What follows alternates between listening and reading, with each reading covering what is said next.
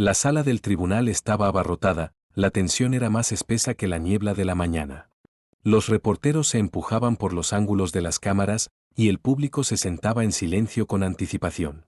En medio de todo estaba Dwayne The Rock Johnson, no en una alfombra roja, no en un set de filmación, sino en la silla de un acusado. El hombre que una vez había representado la fuerza, la esperanza y la filantropía ahora enfrentaba acusaciones de malversación de fondos vinculadas a su fundación benéfica ampliamente publicitada. Las cámaras habían captado la llegada de cada uno de los testigos importantes. Los periodistas especularon sin cesar sobre si se trataría de un escándalo que pondría fin a su carrera o de un acto de buena voluntad malinterpretado. Pero la expresión de Dwayne no delataba nada. Se sentó tranquilamente en un traje gris a medida, con los ojos escudriñando la sala del tribunal como un general en el campo de batalla. Frente a él se sentó el juez Carlton W. Reeves, conocido por su agudo intelecto y su tolerancia cero con el teatro de los tribunales. Miró a Dwayne con distancia profesional, aunque un destello de curiosidad delató su comportamiento, por lo demás estoico. La sola presencia de la roca exigía atención, pero ¿sería suficiente para eclipsar el peso de la evidencia? La fiscal, una joven pero implacable figura llamada Rachel Kim, no perdió el tiempo para lanzarse al alegato inicial. Su tono era agudo, sus palabras deliberadas: damas y caballeros, este caso no se trata de fama. No se trata de carisma. Se trata de la confianza, y de lo que sucede cuando las personas en las que más confiamos traicionan ese vínculo. La sala del tribunal permaneció en silencio, sus palabras flotando en el aire como nubes de tormenta. El equipo legal de Dwayne intercambió miradas. Habían ensayado todos los ángulos, todas las posibilidades. Pero ni siquiera ellos podían predecir cómo reaccionaría el público a lo que estaba a punto de desarrollarse. Luego vino la exhibición: documentos, transferencias, correos electrónicos, en la superficie, una red de redirecciones financieras que pintaron a Dwayne bajo una luz profundamente desfavorable. Los jadeos resonaron. Las cejas se levantaron. ¿Era realmente el mismo hombre que había cargado a las víctimas de los huracanes en su espalda y llevado suministros a las zonas inundadas? Sin embargo, mientras la acusación preparaba su apertura, Dwayne se levantó, no para hablar, sino simplemente para ponerse de pie. Su silencio atrajo todas las miradas.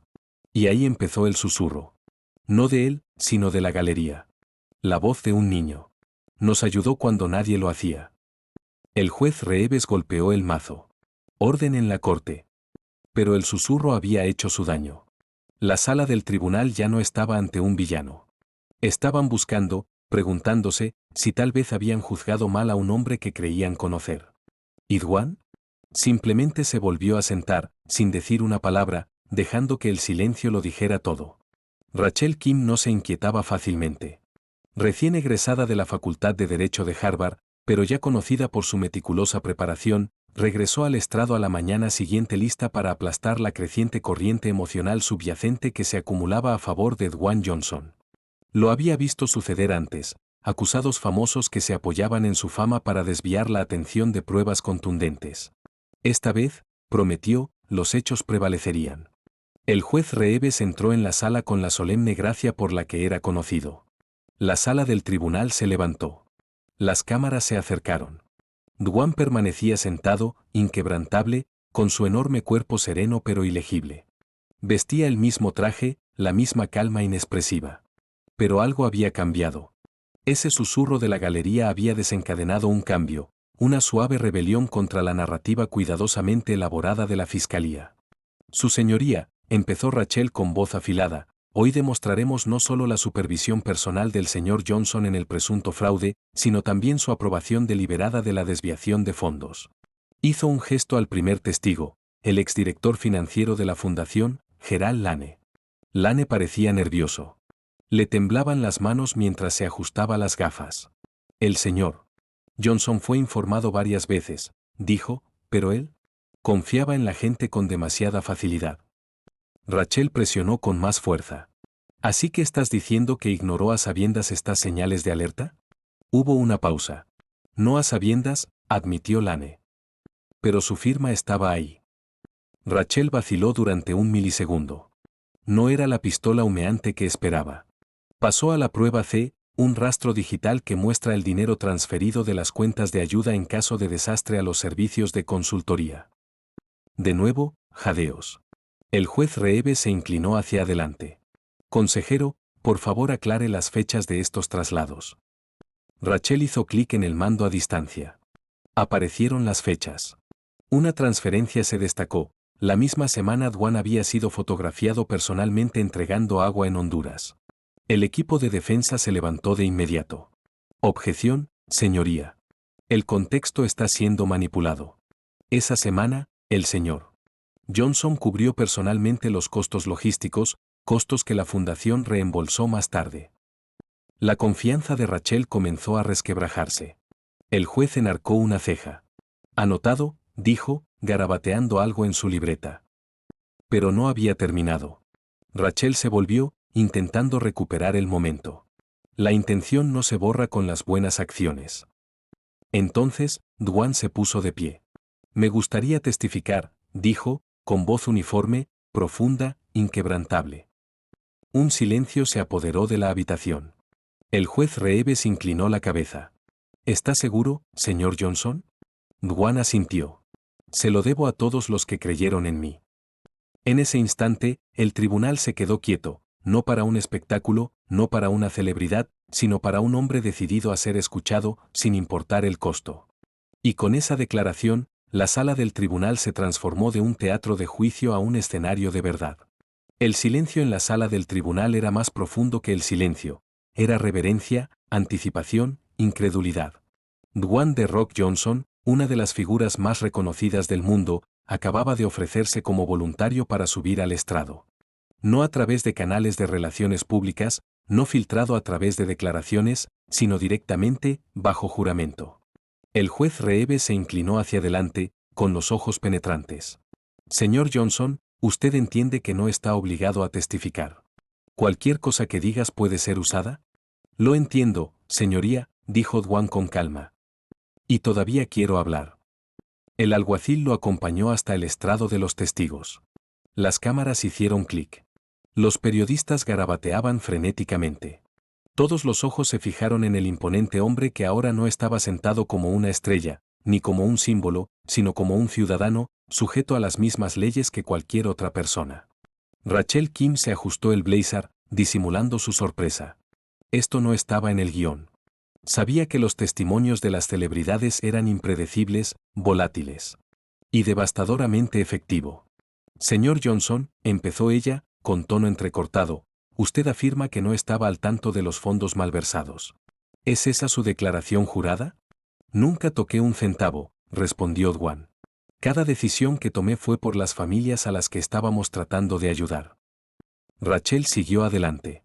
Y, sin embargo, su firma aparece en los documentos que autorizan los pagos en cuestión. Miró la pantalla mientras se mostraban los documentos.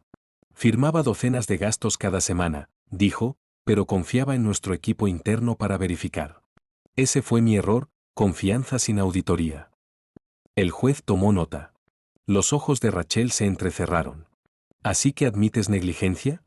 Admito mi lealtad, respondió Dwan. A la gente que pensaba que tenía integridad. La habitación se tensó. Esto no fue una negación, fue una revelación emocional. Uno que cambió el marco de todo el juicio. Rachel trató de dar un giro. ¿Y qué hay de los gastos de viaje de lujo facturados a la fundación? Dwan asintió. Mi propia tarjeta. Todos los vuelos. Todas las habitaciones. Cada botella de agua que entregaba se pagaba de mi cuenta personal. La fundación me reembolsó más tarde, sí, pero eso fue una política, no un engaño. Jadeos. Incluso el jurado se estremeció. El juez Reeves miró hacia la defensa. ¿Alguna objeción? No, su señoría, dijo el abogado de Dwan. Nos gustaría presentar los registros financieros del señor Johnson como evidencia.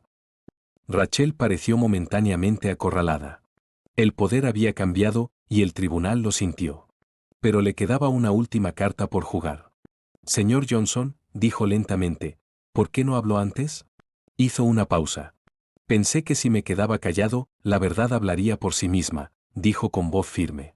Pero ahora me doy cuenta de que a veces el silencio se ve como culpa. Se volvió hacia el jurado. así que aquí estoy. No porque esté tratando de ganar fans, sino porque necesito que veas al hombre detrás de los titulares. Y por un breve momento, la sala del tribunal volvió a estar quieta, no por estrategia legal, no por drama, sino por algo mucho más raro, la humanidad. Rachel Kim se recostó en su silla, con la mandíbula más apretada que nunca. El jurado estaba conmocionado y la defensa había ganado tracción. El juez Reeves, siempre el pilar de la neutralidad, se ajustó las gafas, pero no hizo ningún comentario. Su silencio decía lo suficiente, el testimonio de Dwayne Johnson tenía peso. Pero Rachel no había terminado. Se levantó, sus tacones de aguja chocaron contra el suelo de mármol, cada paso era deliberado. Su señoría, la fiscalía llama a Yasmín Carver al estrado. Los jadeos retumbaron en la sala del tribunal. El rostro de Dwayne apenas se estremeció, pero sus hombros se tensaron. Yasmín no era solo una antigua empleada, había sido su confidente. Y su nombre no había aparecido en ninguna de las listas de testigos previas al juicio. Las puertas de la sala se abrieron y Yasmín entró lentamente. Esbelta, serena e ilegible, caminaba con la calma de quien ya había ensayado este momento en su mente 1000 veces. Bajo juramento, tomó el asiento. Señorita Carver, empezó Rachel, con voz suave pero aguda, usted era la directora de finanzas de la Fundación Primero el Pueblo. Usted trabajó directamente con el señor Johnson durante 3 años, ¿verdad? Sí. ¿Alguna vez te dio instrucciones para que escondieras o etiquetaras mal los gastos? Yasmín vaciló. Medio segundo de más. No, dijo ella. Un murmullo se agitó. Rachel alzó una ceja. ¿Pero alguna vez aprobó gastos sospechosos sin hacer preguntas? Yasmín miró a Dwayne. Sí. Con frecuencia. Rachel caminaba lentamente, como una leona que rodea a su presa. ¿A qué crees que se debe? Jazmín tragó saliva. Confiaba en nosotros. A veces demasiado. Pero, ¿la verdad es? No creo que leyera la mitad de lo que pasaba por su escritorio. La declaración golpeó fuerte. Dwayne no reaccionó, pero su abogado garabateó furiosamente. Los miembros del jurado miraron hacia abajo, procesando. Rachel no se detuvo. ¿Puede decirle al tribunal si el señor Johnson aprobó personalmente el pago de $275,000 a Lux Travel Inc? Sí, dijo Yasmín. Lo marqué. Me dijo, hágalo si es urgente. Y se procesó. ¿Y ese pago no tenía documentación que justificara el gasto? Ninguno que yo haya visto. El juez Reeves se inclinó hacia adelante. ¿Está esto en el paquete de descubrimiento? Es ahora, respondió Rachel, entregándole una copia nueva del registro de auditoría. El abogado de Dwayne se opuso. Su señoría, este es un testigo sorpresa y una evidencia recién presentada. Esto es muy irregular. Reeves lo consideró. Anulado. Pero proceda con cuidado, señorita Kim. Rachel se volvió de nuevo hacia Yasmín. Una última pregunta. ¿Creía usted que el señor Johnson era culpable de fraude? Yasmín miró hacia abajo, exhaló lentamente y luego miró a Dwayne. No, dijo ella. Creo que fue culpable de confiar en las personas equivocadas. Se hizo un silencio. El juez Reeves garabateó una nota. Rachel dio un paso atrás y se cruzó de brazos. No hay más preguntas. El equipo de defensa de Dwayne se negó a interrogarlo. Y por primera vez desde que comenzó el juicio, la sala del tribunal quedó suspendida en un tipo diferente de silencio, uno que no nació de la duda, sino de la aterradora zona gris entre la negligencia y la inocencia. El jurado lo sintió. Lo mismo hizo el mundo que miraba. Los medios de comunicación de afuera ya habían bautizado el juicio como el juicio de la confianza, pero dentro de la sala 3B, las cosas estaban cambiando debajo de la superficie, sutil, pero irrevocablemente. Rachel Kim estaba sentada en silencio, con los dedos entrelazados y los ojos agudos. Había hecho su jugada. Pero todo buen fiscal sabía que la verdad no era suficiente, sino que tenía que resonar. La verdadera pelea estaba en la percepción. El equipo legal de Dwayne Johnson finalmente respondió.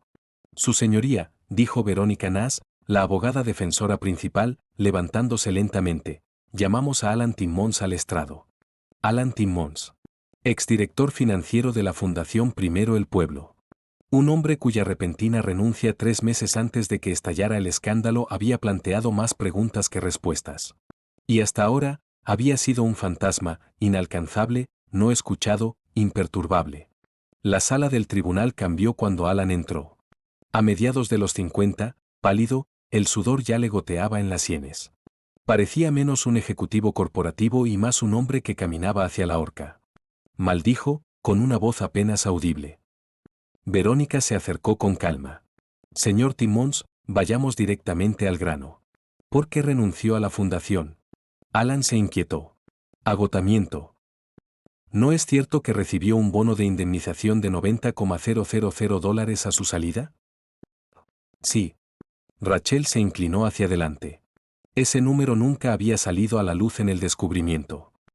Y ese bono provino de fondos discrecionales, fondos a los que solo podían acceder el señor Johnson y otro firmante. Una larga pausa. Sí. ¿Quién fue el otro firmante? Alan miró al frente. Yo. ¿El señor Johnson le dio instrucciones para que procesara ese pago? Alan parpadeó. Luego negó con la cabeza. No. Lo procesé yo mismo. El jurado cambió, los ojos se movieron entre Dwan y Alan. ¿Lo sabía el señor Johnson? No lo creo. Verónica caminaba de un lado a otro. Entonces está diciendo que uno de los pagos más controvertidos de esta investigación se ejecutó sin el conocimiento de Dwan Johnson? Sí. ¿Y dimitió antes de que se pudiera marcar? Sí. Los murmullos recorrieron la sala del tribunal. Incluso el juez Reeve se acomodó en su asiento, de repente más atento. Verónica se dirigió al jurado. No hay más preguntas. Rachel se puso de pie de inmediato. Redirija, su señoría. Concedido. Se acercó a Alan, lenta y quirúrgicamente. Señor Timmons, cuando emitió ese pago de $90,000 para usted mismo, ¿falsificó documentación para que pareciera rutinario? Alan vaciló. Sí. ¿Mintió sobre el origen de los fondos en las auditorías internas? Sí. La voz de Rachel se agudizó. ¿Y el señor Johnson le interrogó alguna vez? ¿Revisó alguna vez esa transacción? No. No lo hizo. Ella se inclinó. Entonces, ¿es su testimonio que el director ejecutivo de una organización benéfica multimillonaria nunca revisó los estados financieros firmados a su nombre? Sí. Jadea de nuevo. No por culpa. Pero debido a la idea, aterradora, absurda, de que la negligencia a esa escala podría ser real. Rachel se volvió hacia el jurado. Gracias. Se sentó. Y en ese momento, ocurrió un extraño cambio. No en los hechos, sino en las entrañas colectivas de la sala del tribunal. A Dwan Johnson ya no lo pintaban como un criminal. Lo pintaban como algo potencialmente peor. Descuidado. Peligros del culto a los héroes. La sala del tribunal se sentía más fría ahora, como si una ventana se hubiera abierto en el alma del caso. Un silencio se aferraba al aire, no por aburrimiento o fatiga, sino por una duda profunda e inquietante. Dwan Johnson se sentó inmóvil en la mesa de la defensa. Por primera vez en todo el juicio, parecía conmocionado, no enojado, no a la defensiva, sino perturbado. Había oído los números, visto los documentos, ensayado la estrategia. Pero al oír a Alan Timmons decirlo, en voz alta, era algo completamente distinto. El juez Reeve se aclaró la garganta. La defensa puede llamar a su próximo testigo. Verónica se puso de pie, pero no miró al jurado. En cambio, miró a Dwan. Llamamos al señor Dwan Johnson al estrado. Rachel no se inmutó. Ella había anticipado este movimiento. De hecho, ella había rezado por ello. Mientras caminaba hacia el estrado de los testigos, todos los lentes de la sala giraron. Las cámaras hacían clic como serpientes silbantes. El hombre que había interpretado a dioses, héroes y titanes estaba a punto de hacer algo más difícil que cualquier papel, responder por sí mismo. Después de prestar juramento, miró al jurado, no con encanto, no con su sonrisa característica, sino con la humildad serena de un hombre que entendía lo que estaba en juego. Verónica comenzó, señor Johnson, ¿cómo describiría su papel en la Fundación People First? Él asintió lentamente. Yo era la cara. La recaudación de fondos. El motivador. Creía en la misión. ¿Participaba en la supervisión financiera diaria? No, admitió. Ese era el dominio de Alan. Confiaba en él. ¿Reconoce ahora que la confianza puede haber sido extraviada? Una pausa. Sí. Algunas cabezas del jurado asintieron. Esa sola palabra, sí, aterrizó con una autenticidad que los datos y las hojas de cálculo no pudieron replicar. ¿Alguna vez firmó documentos sin leerlos? Lo hice, dijo él con claridad. Con demasiada frecuencia. Rachel garabateó una nota, pero mantuvo su expresión neutral. Verónica insistió más. ¿Crees que le fallaste a tu organización? Volvió a asentir, esta vez más despacio. Sí. Fracasé por no vigilar lo suficientemente de cerca. Fracasé al dejar que la admiración se convirtiera en piloto automático. Eso depende de mí. Los jadeos ya no eran necesarios. Solo silencio, y regresó, denso y pensativo. No hay más preguntas. El juez Reeve se volvió hacia Rachel. ¿Cruz? Rachel se puso en pie. Señor Johnson, es usted conocido por su disciplina, ¿verdad? Trato de serlo. Entrenas durante horas al día. Memoriza guiones, controla tu marca. ¿Por qué no se aplicó esa misma disciplina a su organización sin fines de lucro? Tragó saliva. Los veía como mundos separados. Pero tu nombre estaba en todos los cheques. Sí. Entonces, cuando los niños perdieron el acceso a los medicamentos, cuando se cerraron los programas de alimentos, ¿su nombre todavía estaba allí? Bajó la voz. Sí. ¿Incluso si no robaste un centavo? ¿Puedes negar que tus huellas dactilares están por todo el colapso? No, no puedo. Rachel no se regodeó. Ella no lo golpeó. No lo necesitaba. Simplemente dejó que el peso de su propia confesión quedara ahí, honesta, inquietante, humana. Se volvió hacia el jurado, incluso con la voz. Eso será todo. Nguyen renunció. Ya no era el hombre del que se había acusado. Ahora, algo mucho más complicado. Un símbolo de lo que sucede cuando el carisma olvida la responsabilidad. A estas alturas, el juicio había superado sus titulares. La sala del tribunal ya no era solo un teatro para el público, se había convertido en un crisol de verdad, donde incluso los íconos se derretían bajo el escrutinio. El juez Reeves pidió un breve receso después del testimonio de Dwayne Johnson, permitiendo que todos, jurado, prensa, espectadores, procesaran lo que acababa de suceder. Rachel Caiden no abandonó la sala del tribunal. Estaba sola en la mesa de la acusación, con las manos en la madera y los ojos fijos en el jurado. Su mente no divagaba. Se estaba reuniendo. Cuando el juez regresó y el tribunal volvió a reunirse, Rachel se levantó. Su señoría, a la fiscalía le gustaría llamar a un testigo. La habitación se agitó. Esto era raro. Proceda, dijo el juez Reeves, inclinándose hacia adelante. Rachel llamó, el tribunal llama a Alan Timmons al estrado. Un murmullo recorrió la galería.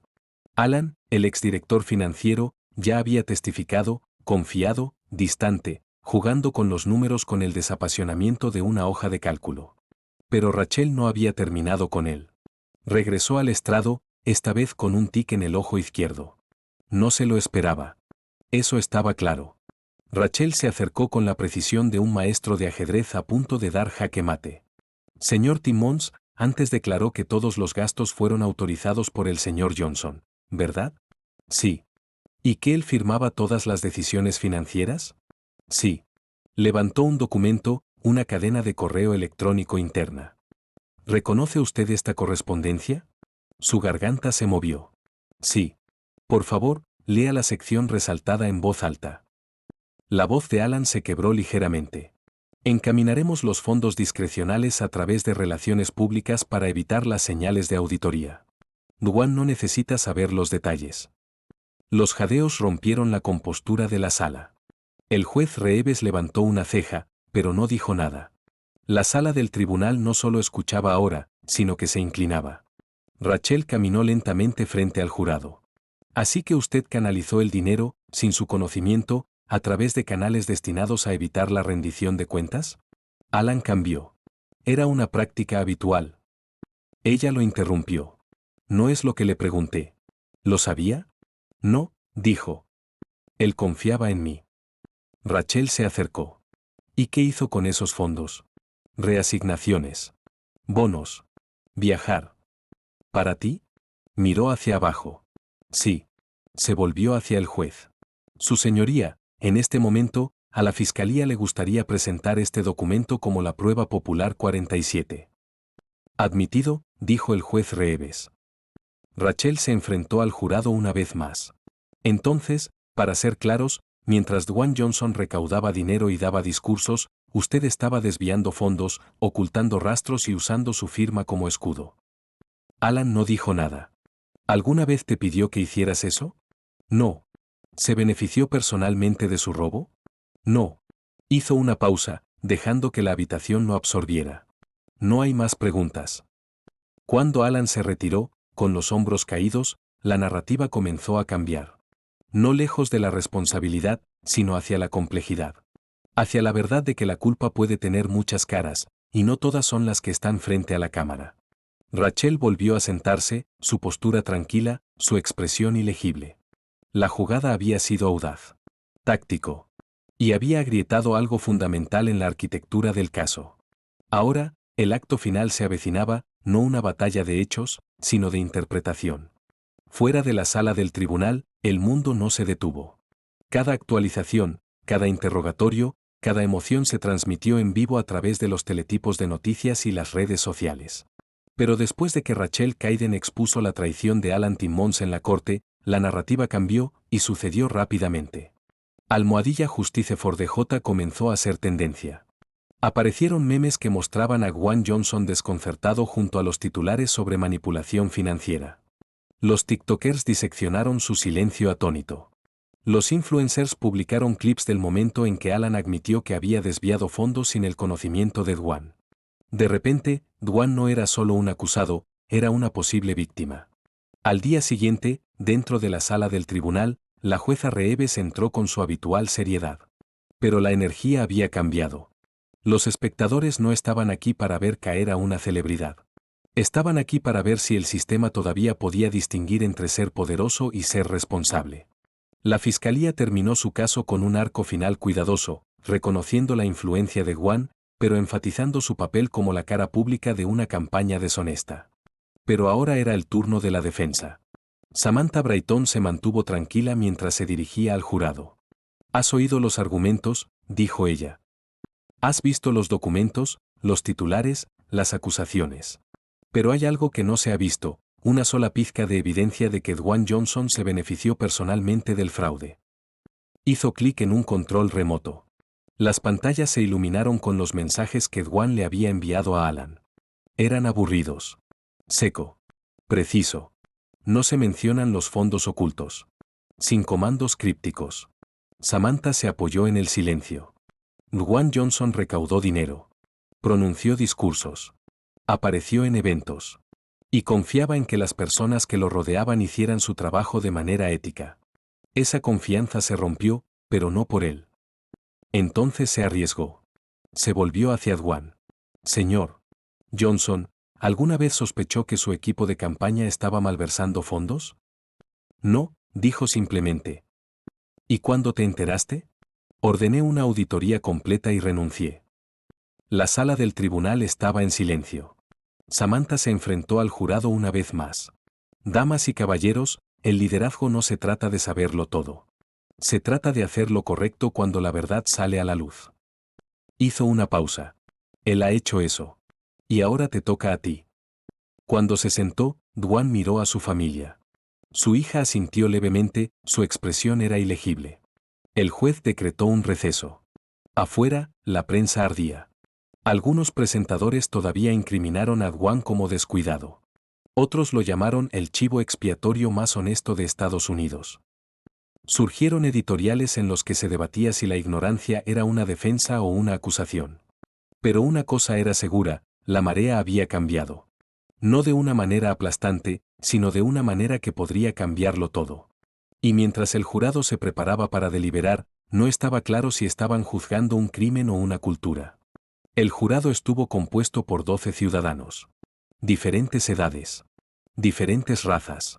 Políticas diferentes. Pero ahora, por primera vez, estaban atados a una pregunta inquebrantable. ¿Era culpable Dwayne Johnson? Cuando la puerta de la sala de deliberación se cerró detrás de ellos, el peso del estuche se hundió en las paredes como la humedad. La capataz, una directora de escuela de mediana edad llamada Darla, habló primero. Muy bien. Sabemos que el juez dijo, más allá de toda duda razonable. Así que comencemos con esto. ¿Alguien cree que Dwan participó a sabiendas en el fraude? Silencio. Entonces una mano se levantó. Un hombre de unos 60 años, Ed, que regentaba una imprenta local. No estoy seguro, dijo. No creo que sea un mal tipo. Pero me cuesta creer que no supiera nada. Quiero decir, se movieron millones de un lado a otro. Otro miembro del jurado, una enfermera llamada Alina, respondió, ¿pero no es ese el punto? No hay pruebas de que él lo supiera. Y el testimonio de Rachel, lo arriesgó todo para decir la verdad. ¿Por qué iba a mentir por él? La sala se dividió en dos bandos, los que creían que Dwan era demasiado inteligente para no saberlo, y los que creían que Alan Timmons orquestó todo el plan bajo la cobertura del nombre de Dwan. No fue una discusión fácil. Algunos miembros del jurado se dejaron llevar por la emoción, especialmente la joven que confesó que había crecido idolatrando a Dwan. Otros se negaron a dejar que la admiración nublara el juicio. Volvieron a ver las imágenes. Revisaron el rastro financiero. Debatieron sobre la ética del liderazgo, el significado de la confianza y si las figuras públicas merecían indulgencia o una rendición de cuentas más estricta. Darla les pidió que votaran, solo para ver cuál era su posición. Las manos se levantaron, 6 culpables, 6 inocentes. Estancamiento. Pasaron las horas. Las discusiones se intensificaron. En un momento dado, Ed gritó, la intención importa, mientras que Alina contraatacó, también la justicia. Pero entonces, una mujer mayor llamada Joy, que no había hablado mucho, se aclaró la garganta. Todos ustedes siguen hablando de lo que Dwan debería haber sabido, dijo. Pero la ley no castiga a las personas por no ser perfectas. Los castiga por lo que hacen. ¿Y por lo que puedo decir? No hizo nada criminal. Eso cambió algo. Hicieron una pausa. Considera. A la 7ª hora, la votación cambió, 8 no culpables, 4 culpables. Luego 9-3. Luego 11-1. El último que se resistió, Ed, volvió a mirar los correos electrónicos impresos. Sin código. No hay señales secretas. Pura charla de negocios. Suspiró. Está bien. Ahí estoy. Cuando llamaron a la puerta para dar su veredicto, la sala del tribunal se llenó de silencio. Dwan se sentó entre sus abogados, con la espalda recta y los labios apretados. Rachel estaba en la segunda fila, con los dedos apretados. La jueza Felicia Reeves volvió a entrar, se ajustó las gafas y asintió con la cabeza al capataz. El secretario preguntó, ¿ha llegado el jurado a un veredicto? Lo hemos hecho, señoría. ¿Y cómo encuentra al acusado, señor Dwan Johnson? Darla respiró hondo. Encontramos que el acusado, no culpable de todos los cargos. No hubo erupción. Simplemente atónito en silencio. Dwan parpadeó. Rachel dejó escapar un suspiro tembloroso. Incluso el juez Reeves, siempre sereno, hizo una pausa de medio segundo antes de decir, el tribunal agradece al jurado por su servicio. Fuera, el mundo aún no lo sabía. Pero dentro de esa sala del tribunal, la leyenda había cambiado. La sala del tribunal se había vaciado, pero el eco de las últimas palabras de Rachel aún persistía en cada rincón. Afuera, las escalinatas del juzgado federal estaban bañadas por el sol de la tarde y abarrotadas. Los reporteros se arremolinaban, las cámaras zumbaban y los micrófonos apuntaban hacia Dwan The Rock Johnson como lanzas de curiosidad. Se paró detrás de un podio de madera organizado apresuradamente por su equipo legal. Atrás quedó la sonrisa engreída que alguna vez usó en las entrevistas. En su lugar había una intensidad silenciosa, mesurada, tranquila y desconocida. Sé lo que todos ustedes esperan que diga, comenzó, ajustando la declaración de una sola página que tenía en la mano. Pero por una vez, no quiero leer lo que está escrito. Quiero hablar como un hombre que acaba de ser humillado. La prensa se sumió en un tenso silencio. Pensaba que el poder significaba control. Pensaba que influencia significaba inmunidad. Y me equivoqué. En el vestíbulo del juzgado, Rachel estaba de pie detrás de los cristales tintados, observando. No esconderse. Justo, avistaje. No tenía ninguna expresión de triunfo. Solo agotamiento. Tal vez un alivio. La voz de Dwan se quebró ligeramente. La verdad que ella presentó es más grande que esta sala del tribunal. Es más grande que yo. Y espero que el mundo escuche, incluso si yo no lo hice cuando más importaba. Algunos periodistas se miraron unos a otros. Esto no era control de daños. Esto era otra cosa. Se alejó del podio sin aceptar preguntas, asintiendo respetuosamente a las cámaras. No miró atrás. Al otro lado de la calle, alguien había pintado en letras blancas sobre el asfalto: la verdad no necesita corona. Más tarde esa noche, Internet estalló. Los vídeos de la revelación de Rachel en la sala del tribunal estaban por todas partes, editados con música dramática, ralentizados, subtitulados en varios idiomas. Los TikToks ya estaban bordando sus momentos de silencio con imágenes de protesta. Reddit explotó con teorías de conspiración. Twitter, no, X, vio como el hashtag #RachelSpeaks tendencia en todo el mundo. Pero Rachel no publicó nada. No concedió entrevistas. Ella desapareció. Se ha ido de su apartamento. Su escritorio en la agencia estaba vacío. Sin estado de cuenta, sin dirección de reenvío. Solo una cita, enviada por correo electrónico a un periodista en el que confiaba. No lo hice para ser famoso. Lo hice para que el silencio no volviera a ganar. Mientras tanto, la jueza Tanya Chutkan recibió amenazas. Apoyo. Crítica. Alabar. Todo a partes iguales. Pero no pestañeó. Emitió una única y tajante declaración. La justicia no se trata de quien grita más fuerte. Se trata de quien perdura cuando la verdad se vuelve inconveniente. HBO ya estaba lanzando un corto documental. La Roca vs. La verdad se convirtió en un título provisional. Y en algún lugar, en un banco de otra ciudad, Rachel estaba sentada con la cara vuelta al viento, sin leer titulares, sin remordimientos. Porque, por primera vez en años, estaba libre. Habían pasado 2 semanas desde el veredicto, sin embargo, el mundo no había avanzado. El silencio de Rachel se había convertido en un rugido cultural. Los campus universitarios debatieron su caso en seminarios de ética. Los manifestantes llevaban pancartas con su imagen junto a la palabra verdad. Y un medio de comunicación independiente la apodó el rostro de la justicia silenciosa. Pero para Rachel, todo eso era ruido. En un pequeño pueblo costero sin reporteros y sin reconocimiento, se había refugiado en un bed and breakfast regentado por un bibliotecario jubilado y sus 3 gatos. Sus días eran silenciosos: libros, largas caminatas y evitaba Internet. No por miedo, sino porque quería recordar quién era antes de que el mundo supiera su nombre. La única conexión con su pasado era un teléfono desechable que apenas revisaba. Hasta que una noche zumbó. Un texto. De un número desconocido. Él quiere verte. Sin cámaras. Solo cierre. Adjunto había un pin de Google Maps: Washington, D.C., dentro de una semana. Rachel se quedó mirando la pantalla durante mucho tiempo. No necesitó preguntar quién era él. Juan. El hombre cuyo imperio había destrozado. El hombre que una vez la había hecho invisible. Podría haberlo ignorado. Tenía todas las razones para hacerlo. Pero el cierre, esa palabra pesó mucho. No para él. Para ella misma. Una semana después, dentro de una pequeña cámara privada dentro del edificio de los Archivos Nacionales, lejos del ojo público, Rachel y Dwan se sentaron uno frente al otro. No hay abogados. Sin prensa. Sin micrófonos.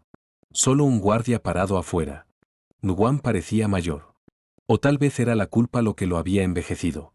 No esperaba que vinieras, dijo en voz baja. No he venido por ti, replicó Rachel. Vine por la paz.